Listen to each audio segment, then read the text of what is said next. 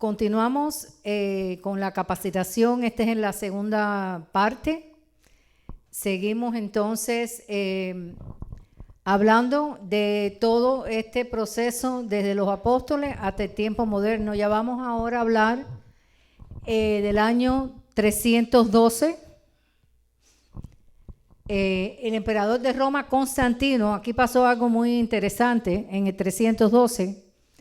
¿Se acuerdan que estuvo el tiempo oscuro, no? Donde hubo mucha mezcla desde los 300 con todas estas cosas que estuvimos viendo al final ahora del primer tiempo, toda la mezcla que hubo, que se le llamó el tiempo oscuro porque se diluyó el verdadero evangelio, porque se introdujeron falsas religiones, símbolos y cosas de ritualismo, el cual nosotros no estamos llamados, ni Jesucristo nos los instruyó. Entonces, en el 312 después de Cristo, el emperador de Roma, Constantino, se declaró cristiano. ¿Ok? Era el emperador en ese momento. 50 años más tarde, el cristianismo llegó a ser la religión oficial del Imperio Romano. Con el reconocimiento oficial de la iglesia, fue invadida por multitudes de gente de poca convicción cristiana. Entonces empezó a mezclarse, a pesar de que se declaró por Constantino la religión del Imperio Romano. Hubo muy pocas misiones documentadas en ese tiempo. Por eso fue un tiempo oscuro, no hubo misiones, no hubo documentación de que el evangelio se estaba predicando de la manera que se predicó con los apóstoles. Durante este periodo, ya que los verdaderos cristianos no se identificaban con la religión establecida, por tanto fueron perseguidos y dispersos, aunque seguían predicando el evangelio. No, hay pocos registros escritos del cristianismo bíblico para esta época, para el año 312 después de Cristo. O sea, hubo un tiempo oscuro para el cristianismo, no hubo misiones, no hubo documentación de que salieran a predicar el evangelio a diferentes lugares, como se documentó aún en los años, al principio, en los años 60, 50, después de Cristo, cómo que los apóstoles salieron y predicaron, cómo se movieron y hubo récord de eso. En este momento no hubo movimiento, por eso se le llama el tiempo oscuro, a pesar de que Constantino proclamó la religión oficial del cristianismo del Imperio Romano. Próximo.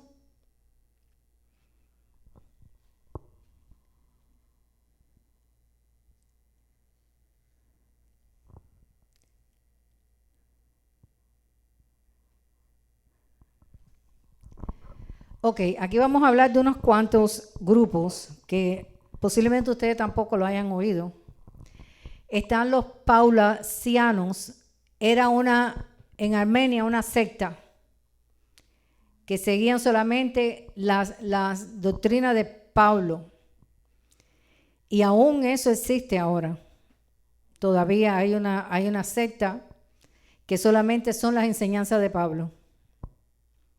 Ustedes saben que eso no es así. El Señor quiere que nosotros vayamos a través de toda la palabra de Dios, porque para eso Él la dirigió de esa manera. Y esto se estableció en Armenia. ¿Se recuerdan que en Armenia se había hecho qué? ¿Qué pasó en Armenia?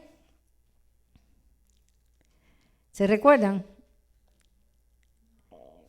En Armenia uno de los apóstoles predicó el evangelio y se convirtió el emperador y el emperador declaró la religión oficial, bueno, si se llama religión cristiana, una nación cristiana, exactamente. Pero entonces surgieron los paulasinos y era una secta, entonces empezó a mezclarse. Después vienen los albigenses, esto fue en Francia. ¿Quién fue a Francia a predicar?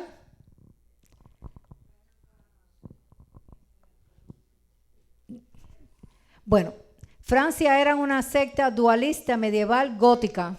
Empezó a mezclarse todo el cristianismo, hermano. Empezaron a surgir todas estas cosas que no tenían que ver nada con Jesús. Después los waldensianos en España, Flandes, Alemania, sur de Italia, Polonia y Hungría, los waldensianos. Otra mezcla con el cristianismo. Estos son seguidores de una tradición eclesiástica que comenzó como un movimiento místico dentro del cristianismo occidental antes de la Reforma. Y aún existe la introducción mística al verdadero evangelio de Cristo. Estos vienen de allá, de los waldensianos. Después, en el siglo XVI, los valdenses fueron absorbidos por el movimiento protestante bajo la influencia del primer reformador suizo Enrique Bullinger.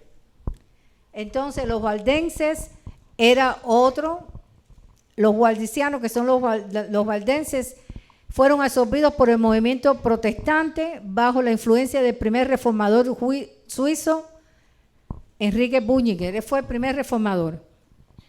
Empezó entonces a descubrir la verdadera doctrina de Cristo, porque empezó todo esto a mezclarse con el cristianismo y el cristianismo fue ensuciado por todas estas sectas. Fue un tiempo bien, y todavía existe, de levadura, un poquito de levadura que dice la palabra, leuda toda la masa. El próximo. Los anabatistas, ustedes han oído eso, ¿verdad? Esos son bien conocidos. Bueno, vamos a ver quiénes son. Alemania del Sur, Austria y en muchas áreas de Europa, los anabatistas. Los anabatistas son seguidores de un movimiento protestante del siglo XVI, caracterizado por el bautismo de adultos creyentes en lugar de niños.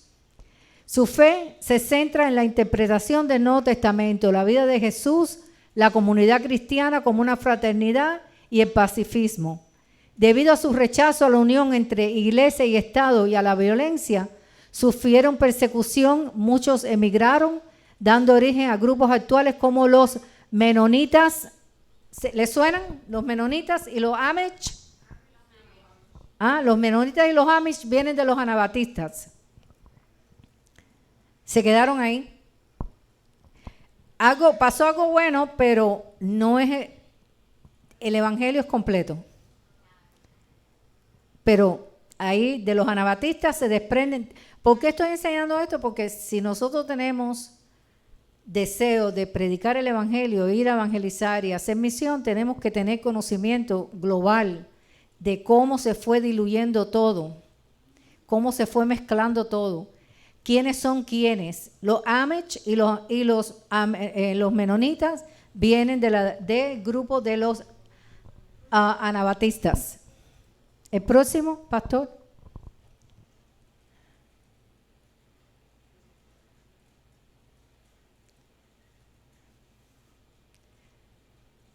No, atrás.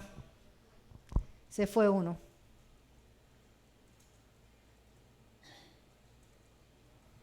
Ok, voy a bajar porque tengo que leer mucho. La iglesia conquistó al imperio romano, pero a la vez fue conquistada por el imperio, ¿verdad? ¿Cómo podremos evaluar este periodo de la historia de la iglesia desde las perspectivas de misiones? Había una mezcla tremenda, pero vamos a verlo cómo podemos analizarlo de las perspectivas de misiones.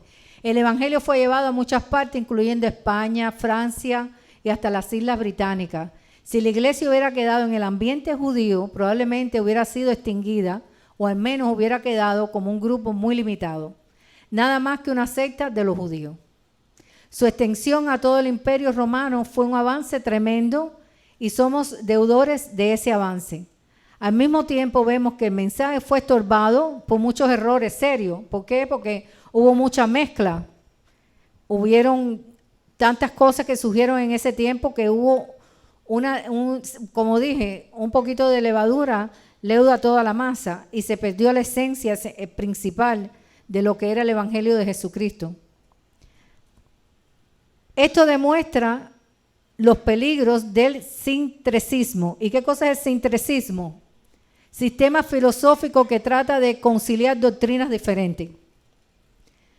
Entonces hubo un movimiento filosófico que trató de conciliar doctrinas diferentes. Sincretismo. Surgió la necesidad de mantener la Biblia como el único fundamento y doctrina práctica. Si esto no hubiera pasado, si no se hubiera centralizado la Biblia y si no se hubiera tomado la doctrina de fundamento bíblico, se hubiera diluido más todavía. Ok, próximo, pastor. Ahora vamos a ver algo interesante. Los bárbaros y el Islam. Los bárbaros y el Islam. 400 a 800 años después de Cristo. ¿Ok? Vamos a ver. Los bárbaros invadieron el Imperio Romano en varias incursiones, saqueando y destruyendo y devastando casi todo el imperio. Entonces ahí comienza la caída del Imperio Romano. ¿Y quiénes se levantaron? Los bárbaros y los musulmanes. Los bárbaros no causaron la caída del imperio, más bien la decadencia de Roma dio oportunidad tanto para el crecimiento del cristianismo como para la invasión de los pueblos del norte y el este. Los bárbaros fueron ganados por la fe cristiana, los bárbaros, y un ejemplo del mecanismo misionero de venir voluntariamente a los pies de Cristo. Ellos fueron evangelizados, los bárbaros. ¿Quiénes eran los bárbaros? Ustedes saben, los vikingos. La gente del norte de Escocia, toda esa parte nórdica de Europa occidental, toda esa parte fue evangelizada. En Escocia hubo un gran movimiento y de ahí salieron muchos misioneros. Esto fue en el año de 400 al 800 después de Cristo. El próximo. ¿Quién es Ralph Winter? Ralph Winter, fundador del Centro Estadounidense para Misiones Mundiales, opinó que como castigo de no haber evangelizado a los grupos bárbaros, ellos invadieron a Roma y derrotaron toda la parte occidental del imperio, al principio, porque después fueron evangelizados. Por otro lado, Essig reconoció que el evangelio había sido alcanzado a algunas tribus fuera de los límites del imperio, al menos en forma superficial. Así que de todas formas, el evangelio fue predicado. El evangelio fue predicado a este grupo. A pesar de que no avanzó mucho, pero fue predicado. Es que no puedo. Okay. Fue predicado. Un ejemplo fue el gran misionero Ulfilas. Ulfilas. Dice que este misionero en este tiempo tan oscuro cruzó el río Danubio para evangelizar a los godos, pueblo germánico, que ese es de los bárbaros, de este pueblo, de esta parte, así fue como se evangelizó. Él cruzó el Danubio y fue a las tribus de los godos, que es un pueblo germánico de Alemania. Hasta tradujo la Biblia para ellos. Así que este fue un gran hombre usado por Dios. ¿Cómo se llamó? Ulfilas. Ulfilas. Su padre era cristiano que fue llevado cautivo hacia el norte por bandas de invasores de los godos, lo cual nos hace recordar la joven hebrea llevada por los sirios en Segunda de Reyes. ¿Se acuerdan? No, esa fue la que le predicó a Naamán. A Naamán. Uh-huh. Ella fue esclavizada, llevada, pero el Señor lo usó. Y así mismo pasó con el padre de Ulfilas. Él fue encarcelado, fue llevado por esta, pero lo usó el Señor para predicar. Y después salió su hijo. Entonces, este contacto previo con el Evangelio probablemente explica por qué los invasores respetaron a las iglesias. porque hubo predicación, porque se levantó, primero fue el padre y después fue el hijo. Ulfilas. Punto importante para el evangelio en las partes nórdicas de Europa, ¿ok? Las partes nórdicas y un poquito central porque Alemania está más o menos, para esas, ahí había muchas tribus, había muchas etnias y el Señor usó personas para que ellos recibieran también el evangelio. Como dije anteriormente, de Escocia salieron grandes hombres y mujeres, que después vamos a ver grandes hombres y mujeres que fueron usados porque la predicación llegó en ese entonces por hombres también usados. Así que es como una cadena. Dios te usa y después esa persona usa a otra persona y después el Señor usa de esa persona para otra persona y así se sigue predicando el evangelio hasta el fin. Un movimiento muy significativo nació en este periodo y luego hizo conquistas casi increíbles, el Islam. Ya salimos de los vikingos, de los bárbaros, cómo llegó el evangelio, y ahora vamos al Islam. Esta nueva religión fue fundada por Mahoma en el 570 al 632 después de Cristo. Empezó en la Meca, Arabia, en el año 610. Cuando el joven Mahoma recibió su primera revelación. A través de los años tuvo otras revelaciones que fueron compiladas en un libro considerado por los musulmanes como sus sagradas escrituras, el Corán. Recordemos lo que nos advirtió Pablo en 2 Corintios 11:14, que dice, el mismo Satanás se disfraza como ángel de luz. Así que surgen ahora los musulmanes con su profeta y su libro, el Corán. Próximo. Ustedes ven cómo se va mezclando todo, cómo va surgiendo herejías, doctrinas de hombre, doctrinas de demonios, cómo se empezó a diluir la verdadera evangelización del principio de los apóstoles. Esto ha sido un proceso de decadencia, de mucha decadencia. Desde la perspectiva de misiones, el impacto del Islam fue muy fuerte.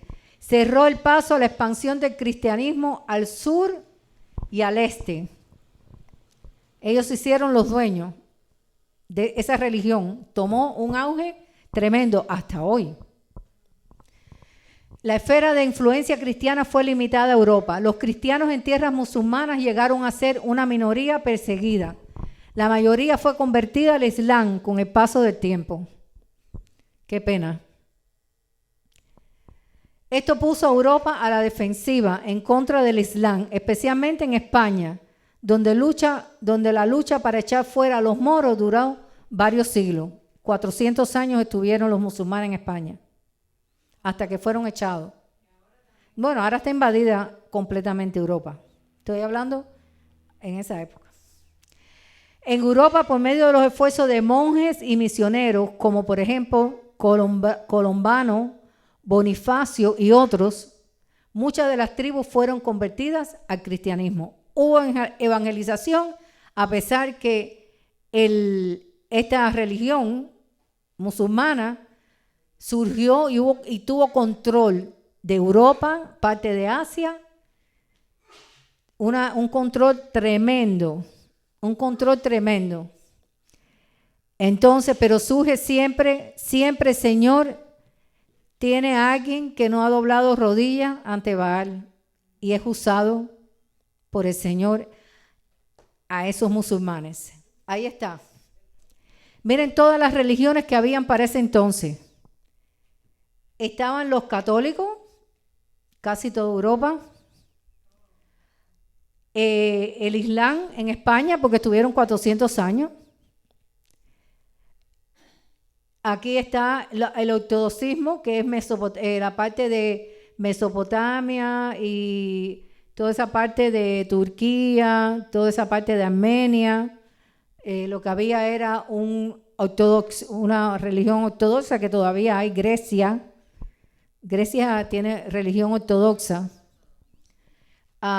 El Islam, ya lo vimos, y está el Norse, ahí en Escandinavia. Ahora vamos a hablar, ustedes conocen estas, pero no conocen quién es Norse, esa religión. El próximo pastor, fíjense dónde está, allá en la península escandinavia, ¿verdad? Religión Norse. En español, la religión nórdica, de la parte norte, nórdica. Se conoce como paganismo nórdico o mitología nórdica. ¿Se acuerdan que había un rey en Eckap de los vikingos? Que es el dios del ojo ese brillante, yo no sé si eso existe todavía. Esa es la religión de ellos, es mística, en la parte nórdica de arriba, de Escandinavia. Dice, el resurgimiento moderno de la antigua fe nórdica se llama Asatru. ¿Y por qué lo estoy enseñando? Porque es muy importante, ahora vamos a ver por qué. Esa religión se llama Asatru. Fe en los Aseir. Y también se conoce como Hexrenri. ¿Ok? Existe una organización española, por eso que lo estoy enseñando, seguidores de esta religión llamada Comunidad Odinista de España. Asatru es la religión. Ellos necesitan ser evangelizados. Su Dios es Odín. Ese es su Dios. Están en España. Pásame la próxima. Espérate. Y viene de la región nórdica. Pero se empezaron a mover hasta llegar. Después que se fueron los musulmanes, llegaron ellos por España. Y después el catolicismo. Ok.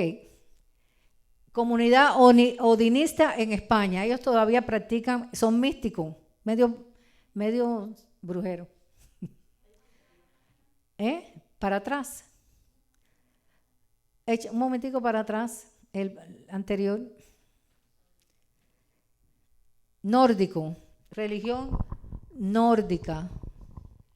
El dios de ellos es Odín. Completamente fuera de la voluntad del Señor, y todavía existen. Así que ellos, hermanos, si alguna vez oyen sobre esto, ya no van a ser analfabetos en esto, ya van a saber de quién estamos hablando. Si alguna vez tienen que ir a España a evangelizar, yo no sé qué es lo que quiere el Señor. Ya saben que hay una secta, una comunidad odinística de España, ya saben de dónde viene y cuál es su Dios. ¿Cómo se llama el Dios de ellos? Odín. Así que ellos hay que evangelizar.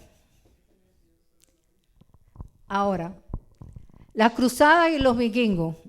Ahí vamos a hablar ahora de las cruzadas. 800 al 1200 después de Cristo. Están las cruzadas y los vikingos. En un punto de mucha reflexión, el hecho de que el evangelio de amor llegó a ser un sistema impuesto por la fuerza, a pesar de esto, ¿por qué? Por las cruzadas. Fue un evangelio a la fuerza, ¿verdad? Las cruzadas fue un evangelio a la fuerza por los católicos. O crees o te mato. No fue un evangelio de amor, para nada.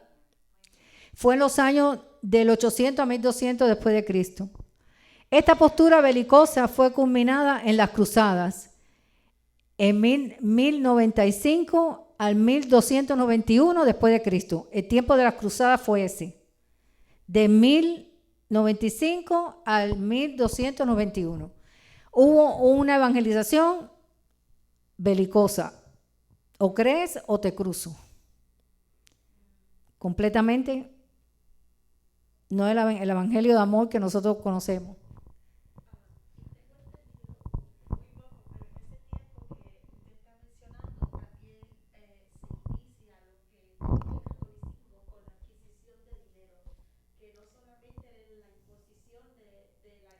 Si no, había que pagarlo.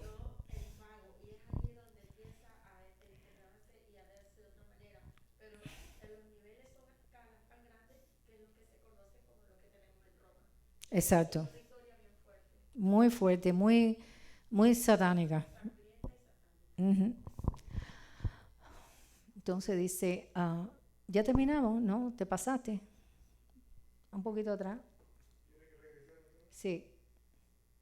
No había terminado, yo creo. Estos intentos de reconquistar las tierras santas en el nombre del cristianismo fueron un fracaso en dos sentidos. El próximo.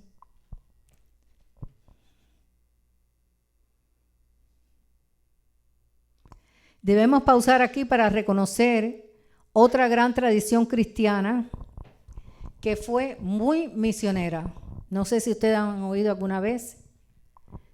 La iglesia nestoriana. La iglesia nestoriana hizo muchas cosas en ese tiempo de Inquisición. Se levantaron ellos. Aunque fueron declarados herejes por la iglesia occidental, ustedes saben, en el V siglo su celo misionero los llevó desde el Medio Oriente hasta China. La iglesia nestoriana. Llegaron a su auge en el IX siglo, pero fueron perseguidos por los musulmanes y por el imperio de Genghis Khan, imperio mongolo. ¿Por qué? Porque fueron al Medio Oriente y hasta China. Mongolia está en el medio. Hasta desaparecer en el siglo XV. Ellos desaparecieron porque fueron perseguidos, pero hicieron la obra misionera. Llevaron el evangelio puro, la iglesia nestoriana, a China y al Medio Oriente. Ok.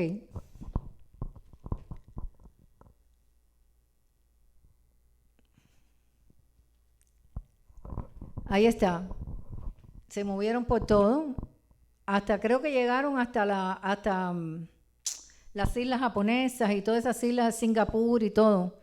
Ellos llegaron hasta allí. La iglesia nestoriana fue un movimiento misionero grande en esa época que estaba completamente apagado el evangelio. Hicieron una gran labor, pero fueron erradicados por el imperio mongol.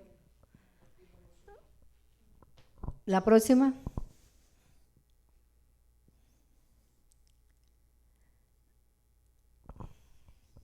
Poco a poco la fe cristiana se extendió más al norte y al este. ¿Ok? Por el lado positivo, los conquistadores vikingos fueron conquistados por la fe de sus cautivos. Ellos empezaron a cautivar gente, pero adentro de los cautivos había gente que le predicaron el evangelio a los vikingos. Así llevaron el cristianismo a Escandinavia, a la península escandinavia. ¿Dónde estaba qué religión? ¿Se acuerdan? Nordo. Pero a otro lado se conoció a esta época como la edad de las tinieblas. Y con razón, las supersticiones y las prácticas paganas infiltraban a la iglesia y a la sociedad en general declinaba en vigor. A pesar de que llegó el evangelio, hubo una mezcla. Acuérdense que estaba reinando en aquel entonces la religión nórdica. ¿Se acuerdan que hablamos? Que era mística. Así que a pesar de que hubo una evangelización grande en la isla Escandinavia, la península escandinavia, la de arriba, en el norte, hubo mucha mezcla.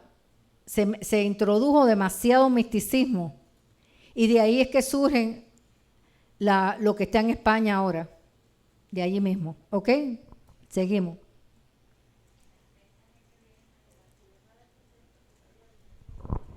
El Renacimiento y la Reforma. ¿Cuándo sucedió esto? En el 1200 a 1600 después de Cristo. Hubo un tiempo de oscuridad donde, como hemos visto, algunos hombres se levantaron a proclamar la verdad. Muchos de ellos fueron muertos, muchos fueron apagados, como el que Ulfali, ¿cómo es que se llama? Se me va el nombre. El que predicó por el río, que cruzó el río Danubio, fue antes de esto. Y también la iglesia, ¿cuál fue la iglesia? ¿Cómo se llamó la iglesia que predicó?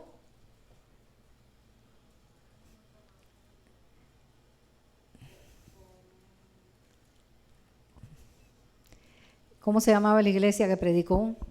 Esa iglesia que predicó, ese movimiento de la iglesia. Ok, lo dejamos para tarea.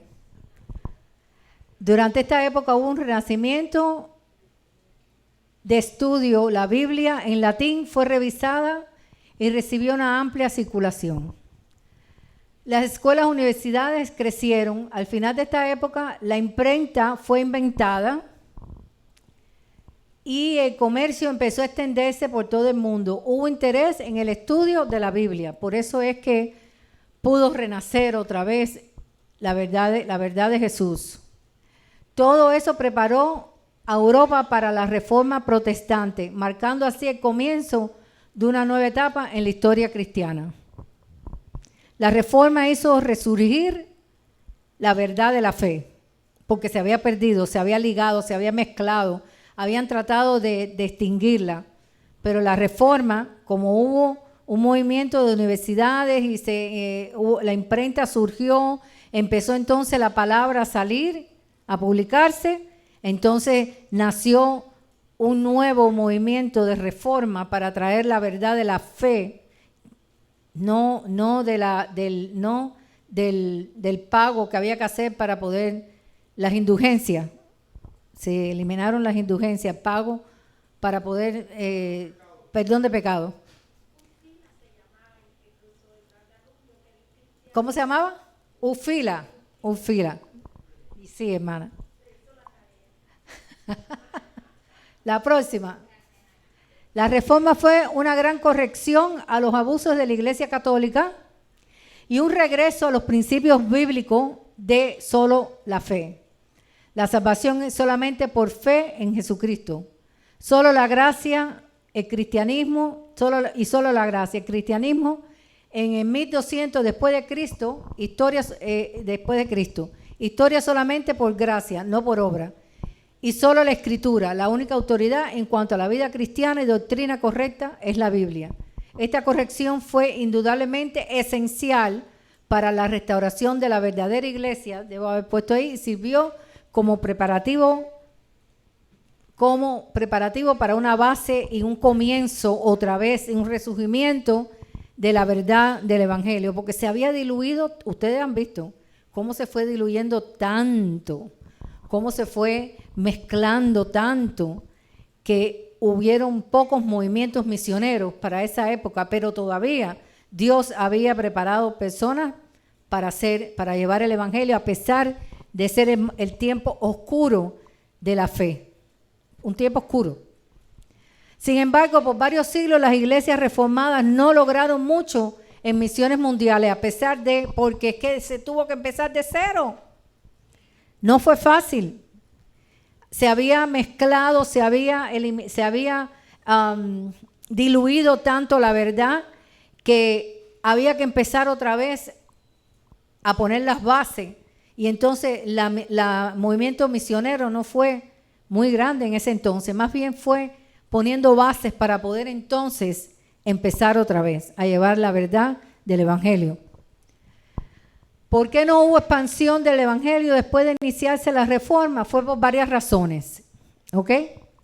Los conflictos externos con los católicos, internos, protestantes contra protestantes. Empezó entonces la batalla. Se dedicaron tanto a discutir doctrina y a poner fundamentos que se olvidaron que había que salir a predicar el Evangelio. Y eso es lo que está pasando ahora. Lo mismo. Las iglesias dentro de las cuatro paredes. Y los eventos. Y los grandes eventos. Más impactante y duradera fue la misión de los moravos. Uy, ¿quiénes fueron los moravos? Tremendo, hermano. Busquen en internet. Llamada el amanecer de las misiones protestantes. Fueron los moravos, ¿ok? Los moravos fue el amanecer de las misiones protestantes después de haber llegado a la Reforma. ¿Quiénes eran los moravos? Ellos enviaron misioneros a muchos campos y lograron enviar a un misionero por cada 60 miembros. Aún existe una iglesia de moravos. ¿Ustedes saben a dónde? En la iglesia moravos, dice, en la 127. Después que pasa Sunset, ahí a tu derecha hay una iglesia que dice Iglesia de los Moravos, de esta gente. una proporción que no se ha vuelto a lograr hasta la fecha. Así que mandaron 60, un misionero por cada 60 miembros. Y eso ahora no pasa. Ellos daban la vida por Jesús. Si pueden buscarlo, busquen quiénes fueron los moravos en YouTube y van a ver muchas historias de ellos. Ellos daban la vida por Jesús. Se olvidaron de las discordias doctrinales y tomaron el papel que tenía que tomar la iglesia, que es ir y predicar el evangelio. El otro. Acuérdense, los moravos, búsquenlo, muy interesante.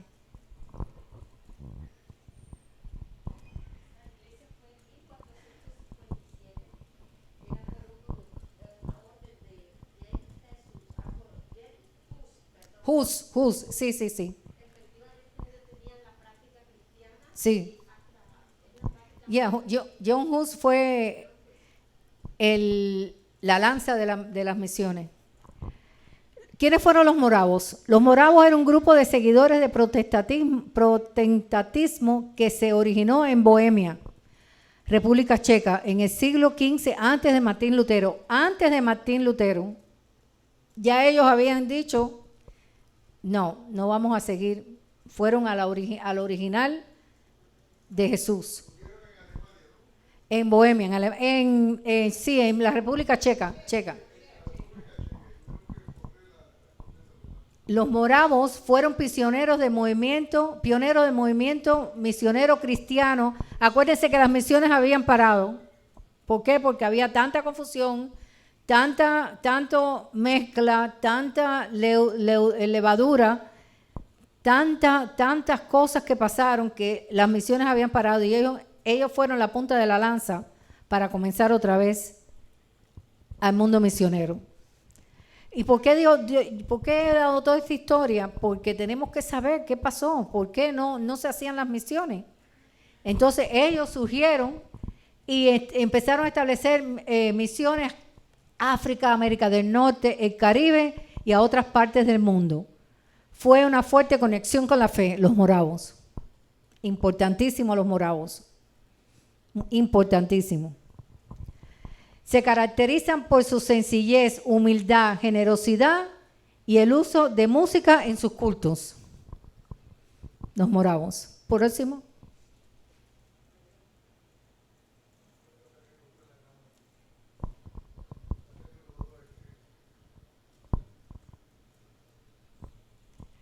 El principiante de las misiones protestantes fue un inglés, Guillermo Carey. Guillermo Carey fue el principante de las misiones, en ese entonces protestante, aparte de los moravos. Los moravos fueron los primeros, ¿ok?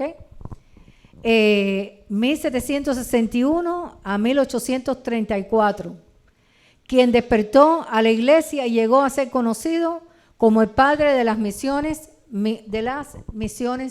modernas, así que se llamó Guillermo Carey. Vino después de los moravos. Una libreta que escribió Carey, una investigación sobre la obligación de los cristianos de usar medios para la conversión de los paganos, desafió a la iglesia evangélica a establecer agencias misioneras, medios y enviar misioneros a los continentes no cristianos. Al principio la respuesta a este humilde zapatero no fue muy alentadora. Era un zapatero.